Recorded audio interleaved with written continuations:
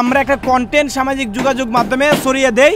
সেই কন্টেন্টের ভিত্তিতে আমাদের একান্ত শ্রদ্ধেয় বড় ভাইয়েরা, যাদের নাম আগেও বলেছি, তারা আমাদেরকে সহযোগিতা দিয়েছেন। ফেসবুকের কল্যাণে লাল মিয়া পেল নতুন ঘর, বিস্তারিত থাকছে ভিডিওতে। হবিগঞ্জ জেলার মাধবপুর উপজেলার ১ নং ধর্মগড় ইউনিয়নের শিয়ালুরি গ্রামে ৪০ বছর ধরে ভাঙ্গা ঘরে বসবাস করছে লাল মিয়া ও তার পরিবার। মসজিদের ইমাম সাহেবের নজরে আসে এই বিষয়টি। পরে মানবতার ফিরেওয়ালা বুরহানুদ্দিন ভাইকে বিষয়টি জানালে বুরহানুদ্দিন ভাই ও তার টিম নিয়ে চলে যায় লাল মিয়া চাচার বাড়িতে। একটি কন্টেন্ট তৈরি করে এবং সেই কন্টেন্টটি ফেসবুকে ছেড়ে দেয়। সেই কন্টেন্ট থেকে বিদেশ থেকে পাঠানো অর্থ দিয়ে আজ আমরা চলে এসেছি লাল মিয়া চাচার বাড়িতে তার এই ভাঙ্গা ঘরটিকে নির্মাণ করতে। এই বিষয়ে বুরহানুদ্দিন ভাইয়ের সাথে কথা বললে উনি জানান। ধন্যবাদ আপনাকে। প্রথমে আমাকে তথ্য দিয়ে সহযোগিতা করেছেন আমাদের ইমাম সাহেব হুজুর। ওনার ভিত্তিতে আমরা এখানে পরিদর্শন করি। পরিদর্শন করার পরে আমরা একটা কন্টেন্ট সামাজিক যোগাযোগ মাধ্যমে ছড়িয়ে দেই। সেই কন্টেন্টের ভিত্তিতে আমাদের একান্ত শ্রদ্ধেয় বড় ভাইয়েরা, যাদের নাম আগেও বলেছি, তারা আমাদেরকে সহযোগিতা দিয়েছেন। তাদের সহযোগিতায় আমরা মাধ্যম হিসেবে এই কাজটি আজকে সম্পূর্ণ করতে পেরেছি। নামগুলো কি বলা যাবে? অবশ্যই।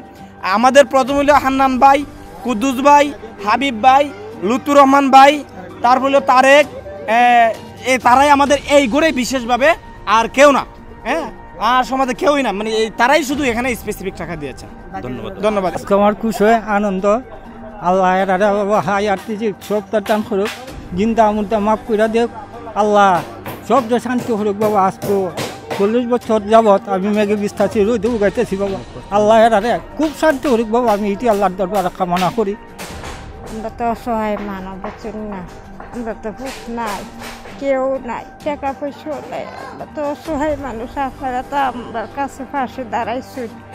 আল্লাহ আপনারা সুখে রাখুক, ভালো রাখুক, আহারা তো শান্তি করুক, দুনিয়া তো শান্তি করুক বাবা। আপনার জন্য আমি দোয়া করি। আমরা এখানে আসছি আমাদের লাল মিয়া চাচার ঘর করে দেওয়ার জন্য, এবং আমাদেরকে যারা দেখেন আপনারা দোয়া করবেন যেন আমরা আমৃত্যু এই মানুষের পাশে আমরা দাঁড়াইতে পারি, এবং মানুষ মানুষের জন্য, এবং কেউ না কেউ এইদের পাশে দাঁড়াতে হবে। এবং আমরা দোয়া করবেন আমরা যেন নিঃস্বার্থভাবে হৃদয় উদার করে, সাগরের মতো বিশাল করে এবং ফুলের মতো পবিত্র মন নিয়ে যেন আমরা মানুষের পাশে কাজ করতে পারি আজীবন আমৃত্যু। আসসালামু আলাইকুম। বিসমিল্লাহির রহমানির রহিম। আজকে আমাদের কাছে খুবই আনন্দ লাগতেছে, খুবই ভালো লাগতেছে। বুরহান ভাইয়ের মাধ্যমে আমরা যে আমাদের ইউনিয়নে একটা কাজ করতে পারছি। বুরহান ভাই জানতাম যে মাধবপুর এবং চুনারঘাটের ভিতরে কাজ করত, কিন্তু ওনারে আমাদের এই এলাকার এক হুজুর বারবার ফোন দিছে, প্রায় 4 মাস যাবৎ ফোন দিতেছে। ফোন দেওয়ার পর আজকে আমরা গত সপ্তাহে আসছিলাম, আসার পর উনি কথা দিয়ে গেছে। এত দ্রুত যে কাজটা করবে আমি বিশ্বাস করতে পারি নাই। এই বুরহান ভাইয়ের সহযোগিতায় এবং বিদেশি ভাইদের সহযোগিতায়, আমরা এলাকাবাসীর সহযোগিতায়, বিশেষ করে গিয়াসউদ্দিন ভাইয়ের সহযোগিতায়, সবার সহযোগিতায় এই কাজটা দ্রুত সম্পন্ন হচ্ছে। এজন্য আমি নিজের পক্ষ থেকে এবং আন্তরিকভাবে আমি ধন্যবাদ জানাই বুরহান ভাইকে। বুরহান ভাইয়ের উদ্যোগে কিন্তু এই কাজটা সম্ভব হচ্ছে। এবং এর পাশাপাশি যে তরুণ যুব সমাজ যারা আছে এই কাজের সাথে সম্পৃক্ত, সবাইকে ধন্যবাদ জানাই।